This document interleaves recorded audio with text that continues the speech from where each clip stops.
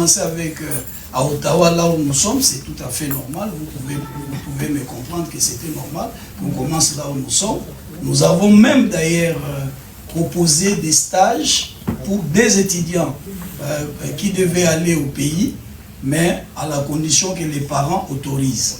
Mais comme les parents, il y avait des discussions entre l'ambassade et les parents, nous avons décidé, au lieu de les faire déplacer pour qu'ils aillent à Kinshasa, nous avons décidé de pouvoir donner cet argent comme à titre de bourse pour cette année. Je crois que c'est ce qui va être fait.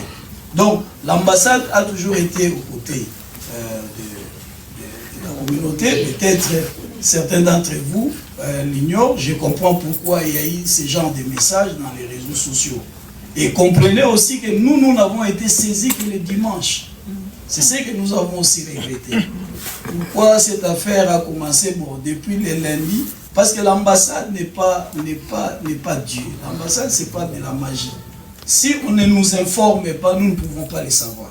Je vais vous donner un exemple. Il y a une étudiante, je ne sais pas si elle est de l'université d'ici, qui s'était rendue à Kiva pour passer, je crois, ses vacances. Je ne sais pas c'était pourquoi.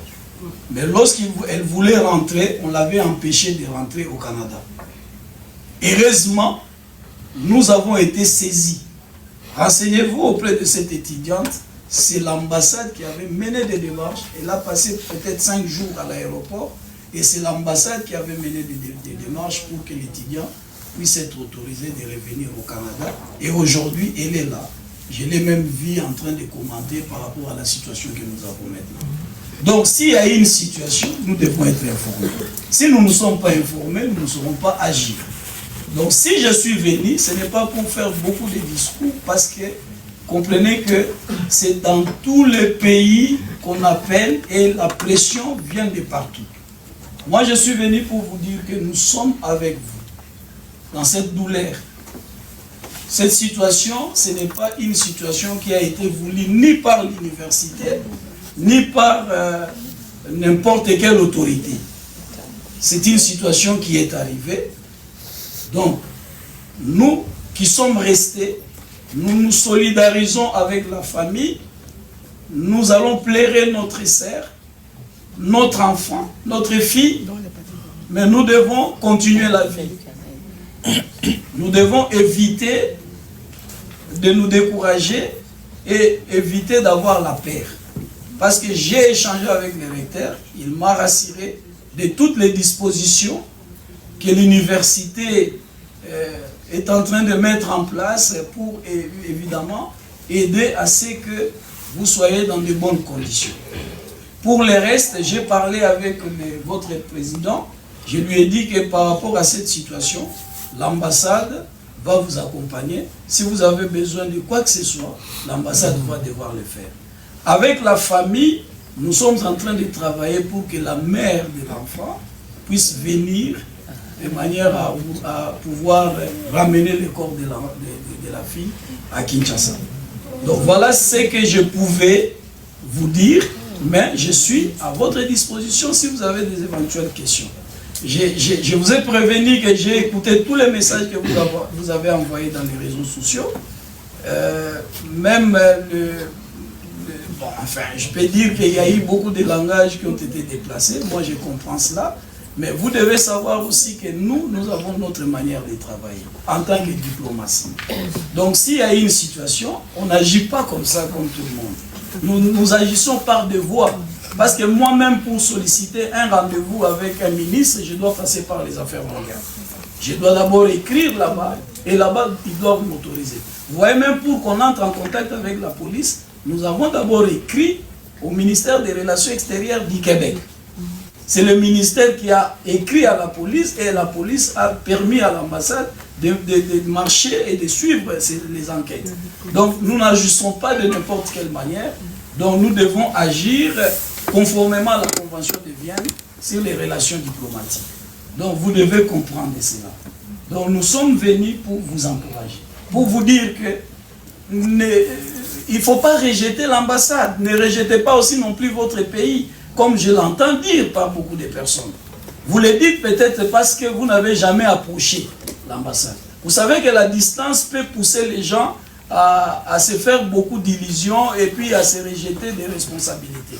Mais lorsque vous approchez quelqu'un, c'est alors que vous allez comprendre que peut-être ce qu'on vous raconte, ce n'est pas la vérité. Beaucoup d'étudiants d'entre vous, hein, bon, je ne citerai pas le nom, elle est là, mais qu'elle m'esquisse beaucoup. Dernièrement, il y a une d'entre vous qui avait des problèmes de logement, qui a appelé l'ambassade. Elle a eu le courage d'appeler l'ambassade. L'ambassade n'a pas une dotation, mais l'ambassade a agi. Si elle a du courage, elle peut les témoigner. Oui, c'est moi. Ah, elle est là. C'est qui? L'ambassade avait directement agi. Pourquoi? L'ambassade avait directement agi. Bien que l'ambassade, je vous dis que l'ambassade n'a pas une dotation spéciale pour faire ce genre d'intervention. Mais depuis que nous sommes là, nous agissons toujours. Quand il y a des deuils, quand il y a des problèmes au sein de la communauté, lorsque nous sommes informés, dans la mesure du possible, nous essayons d'agir et nous intervenons. Donc voilà ce que je pouvais vous dire et vous rassurer.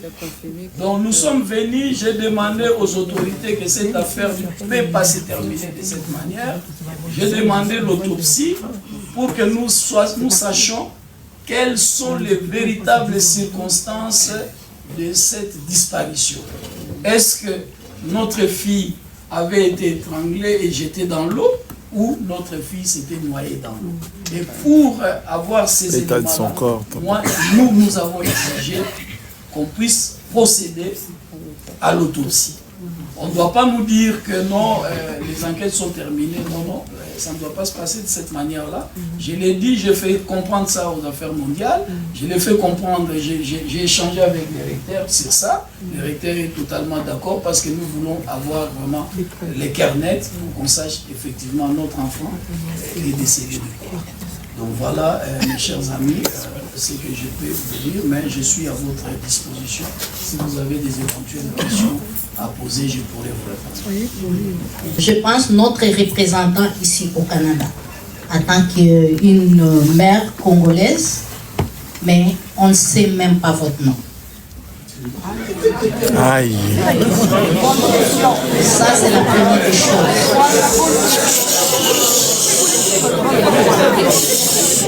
Non, non, elle a raison, elle a raison. S'il vous plaît, non, non, madame a raison. D'abord, je vais dire ceci. S'il vous plaît, madame, vous pouvez vous asseoir. J'ai compris vraiment l'essence de votre question. J'allais dire ceci. Moi, j'ai été accrédité ici à la fin du mois de 2022. Donc, je commence par là. Donc, j'ai présenté mes lettres de créance le 27 novembre 2022 et j'ai commencé vraiment en 2023. Donc, je suis encore dans la première année et demie de mon mandat. C'est tout à fait normal parce que le Canada avait fait longtemps sans avoir un ambassadeur. Mais j'ai commencé d'abord au ministère des Affaires étrangères. Je m'appelle Jos Kaka Boumongoy. Je suis diplomate de carrière. J'ai commencé aux affaires étrangères comme stagiaire professionnel. J'ai fait 2 ans de stage professionnel au ministère des Affaires étrangères avant d'être engagé en 2000. Et j'avais été engagé au grade de l'agent de bureau de première classe, donc au bas de l'échelon. Et j'ai gravi les échelons jusqu'à être secrétaire général aux affaires étrangères avant d'être envoyé ici au Canada. Donc, je suis un ambassadeur de carrière. Et lorsque je suis arrivé, vous comprenez qu'il y avait des préalables à faire. La communauté congolaise, elle est vraiment très grande, mais néanmoins, j'ai eu quand même à rencontrer une certaine communauté congolaise. Les responsables, je les ai rapprochés lors des 2 anniversaires passés de l'indépendance. J'ai eu à inviter la communauté congolaise. Il y a certaines personnes qui sont venues même de Montréal et de Québec ici. Et puis au-delà de ça, j'ai réuni les étudiants au niveau de Ottawa. Et nous avons une feuille de route pour qu'on essaie un peu de circuler un peu partout. Vous comprenez qu'on n'a pas que cela à faire. Donc mon nom, je me suis fait présenter. Donc j'ai compris que vous avez voulu savoir d'où je viens, qui je suis. Merci, c'était. J'ai des tonnes de questions, mais je ne vais pas monopoliser la parole, je vais donner aussi aux autres. Une autre question. Depuis le 2 octobre et que Alexandra a disparu, vous nous avez un peu expliqué vis-à-vis l'ambassade et l'université. Je pense c'est la première fois que vous vous êtes vu avec les recteurs de l'université. Je pense que c'est maintenant. Est-ce que, de votre côté, quelles sont les démarches que vraiment vous avez fait comme des actions pour retrouver la fille le plus tôt possible? Et autre chose, nous avions été, nous autres, au site presque chaque jour, aller à la recherche. Nous avons été délaissés à nous-mêmes. À nous-mêmes. En tant qu'une mère, voir la température qui est dehors, l'enfant, peut-être, s'il y avait eu 2 moyens, peut-être on allait la sauver. Nous avons été délaissés à nous-mêmes. On ne sait pas si on a vraiment une ambassade qui nous représente ici au Canada en tant que des Congolais. Des chefs de communauté, on ne sait pas si on en a. On ne sait pas. Et ça va aller jusqu'à quand? Merci. Merci beaucoup pour la préoccupation. Peut-être que vous n'avez pas bien saisi. L'ambassade, notre sœur Alexandra, paix à son âme, a quitté sa résidence le 2 octobre. L'ambassade n'a été saisie que le 6 octobre, c'est un dimanche, la nuit. Et le lundi, parce que vous demandez les actions que nous avons faites, je vous ai dit que l'ambassade n'agit pas comme tout le monde. Nous avons des canaux pour agir. Aussitôt que cette information nous est parvenue, nous avons d'abord commencé à contacter les autorités compétentes par téléphone, parce que c'était la voie la plus rapide. Deuxième chose, nous avons écrit des notes verbales. Ce sont des notes diplomatiques que nous avons adressées premièrement au ministère des Affaires mondiales, au niveau fédéral. Deuxièmement, nous avons écrit aux affaires extérieures ici au Québec, ça c'est au niveau provincial. Qu'est-ce que nous avons demandé dans ces notes? Je crois que j'ai même les notes sur mon téléphone, mais on n'a pas le temps de les lire. Si vous voulez, on peut les lire si vous voulez, mais les notes sont là sur mon téléphone. Donc nous avons fait ces notes-là. C'est à la suite de ces notes que le ministère des Affaires extérieures a bien coopéré avec l'ambassade en nous mettant en contact avec la police du Québec. Et précisément avec le policier qui était chargé de l'enquête. Donc vous comprenez que là, ça nous a pris toute la journée de lundi. Le temps d'appeler aussi la famille. Et la police, le lundi, c'était hier. Nous, on ne savait pas parce qu'on était... Mais le lundi, le même lundi, nous avons dépêché une équipe qui était venue se fixer. Et ce matin, à la suite du point de presse de la police, annonçant l'abandon des recherches, nous avons appelé pour demander une... Depuis hier 20h qu'ils ont publié ça. Mais à 20h, madame, vous comprenez, je ne sais pas si vous avez... Il faut comprendre, c'est à 20h qu'ils ont publié. Mais on devait attendre le matin. Le matin, nous avons saisi les autorités compétentes et moi, j'ai pris immédiatement rendez-vous avec les chefs de police fédérale. Quand j'ai pris rendez-vous avec lui, au moment où je me préparais pour y aller, on m'annonce qu'on a retrouvé le corps. Je lui ai dit que je ne peux plus y aller vers lui, je devais venir d'abord ici. La police ou la population? Non, on m'a dit que c'est la police qui a récupéré. Non. C'est pas vrai. Non, la police n'a pas confirmé. Ça, c'est un autre débat, madame. Vous comprenez? Moi, je suis de votre côté. Je ne suis pas opposé à vous. Donc, je ne peux pas être opposé à vous. Donc, si vous avez subi... Que là, sincèrement, on est en train de s'éloigner un peu de C'est ça, tout à fait. Parce que, écoutez, moi, depuis le matin, j'ai pu mobiliser, vous voyez, l'Assemblée Générale des étudiants, et puis le service d'aide aux étudiants. Monsieur le recteur est là, c'est plus pour le soutien par rapport à cet événement. Je comprends qu'il y a un problème, un enjeu qui réunit entre l'ambassade et puis vous autres.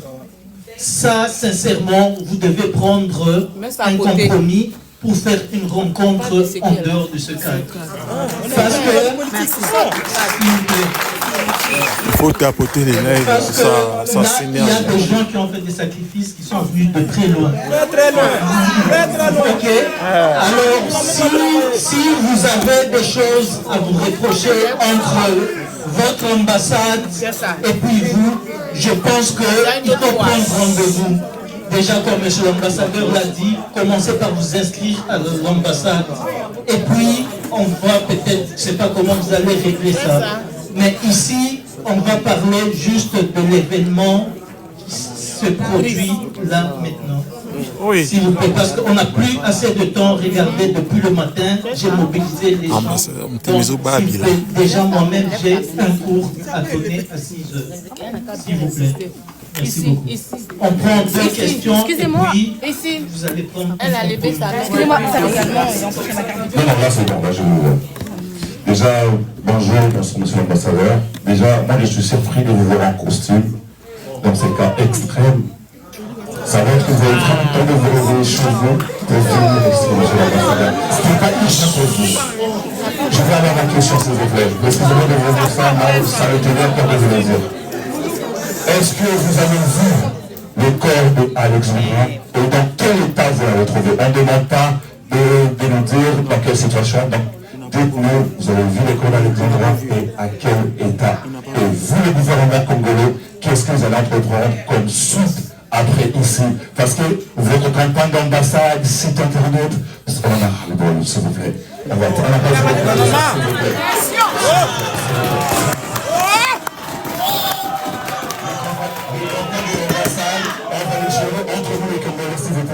Parce qu'il y a toute de la communauté africaine ici qui veulent des explications claires sur la disparition, sur la mort. Vous l'avez bien confirmé, c'est les chaînes locaux que Alexandra est morte. Et on suppose que vous avez vu les corps. À quel état vous avez vu les corps? C'est ce que la communauté africaine veut entendre. C'est pas la campagne de votre site internet, monsieur l'ambassadeur. Merci, merci, merci.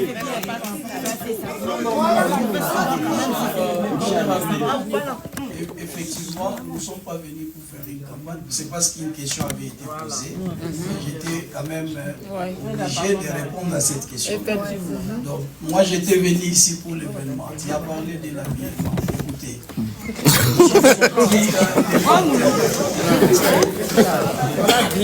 Merci beaucoup. C'est-à-dire que lorsque nous avons appris que le corps avait été découvert, nous avons aussitôt pris le véhicule pour arriver sur les lieux. Nous sommes allés sur les lieux. D'ailleurs, le corps est parti il y a 1 heure. Parce que le matin, lorsqu'on vous a dit que le corps était parti, le corps n'était pas parti. Vous savez que la police a aussi ses méthodes. Vous savez que la police a aussi ses méthodes de faire des choses. J'ai posé la question pourquoi ils avaient d'abord annoncé que le corps était déjà, ils avaient déjà amené le corps à la mort. C'était pour des raisons évidentes. La police elle-même détenue. Donc le corps n'est parti qu'il y a pas longtemps. Et le corps est parti quelques minutes avant que nous arrivions sur les lieux. Et nous sommes arrivés sur les lieux, nous avons eu à visiter. Je ne peux pas vous mentir, je n'ai pas vu le corps. Moi, dans mon programme, c'était que, après avoir constaté, s'il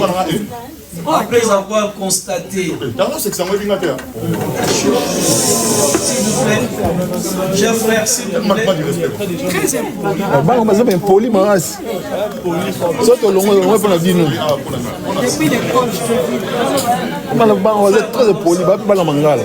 Oui, oui.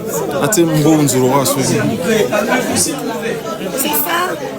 Il voulait s'attaquer à moi. Parlons sur les problèmes. Tu avais posé la question. Je dois vous avouer que je n'ai pas fini. Parce que aussitôt arrivé, aussitôt.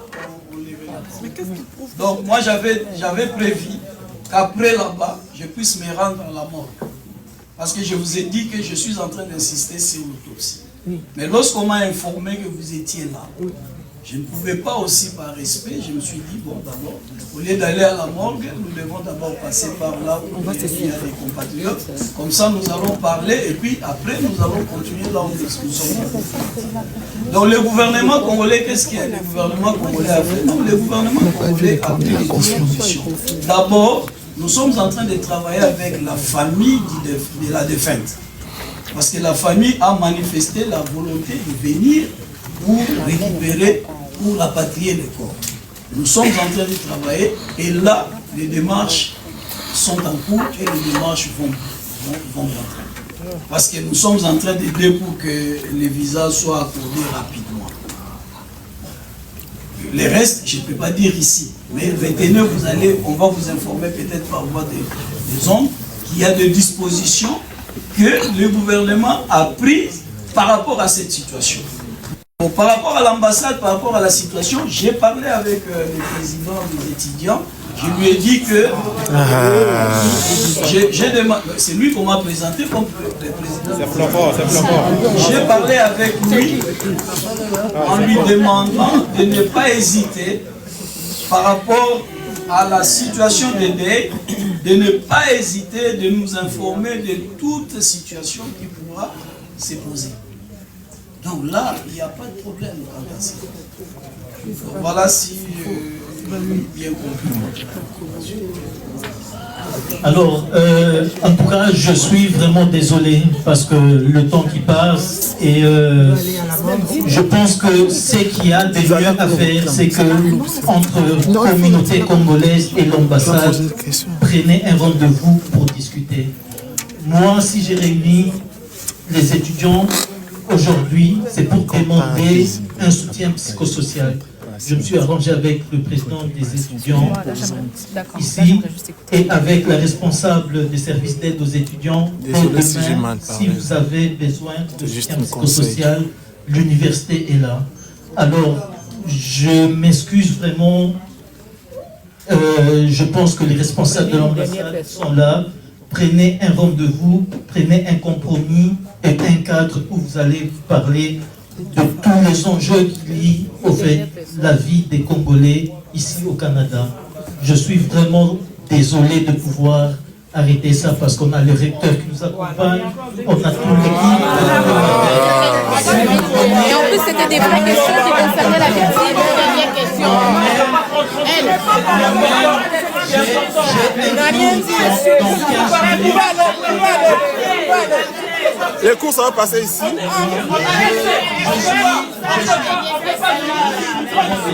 peut pas venir ici. On ne peut pas venir. Non, on ne peut pas venir répondre à deux questions et partir. Non, on n'est pas d'accord. Non, on n'est pas d'accord. Non. On n'est pas d'accord.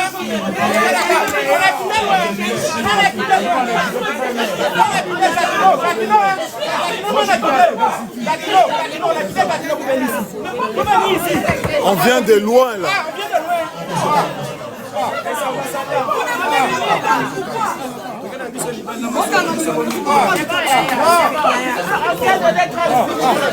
Non, on doit confier 30 minutes. Calmez, papa.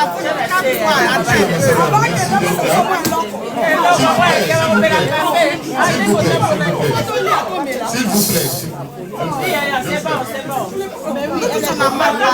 Monsieur l'ambassadeur, merci beaucoup. Je m'appelle Germain Biasna. Je suis étudiant congolais. J'ai plus de 20 ans au Canada ici. Ouais.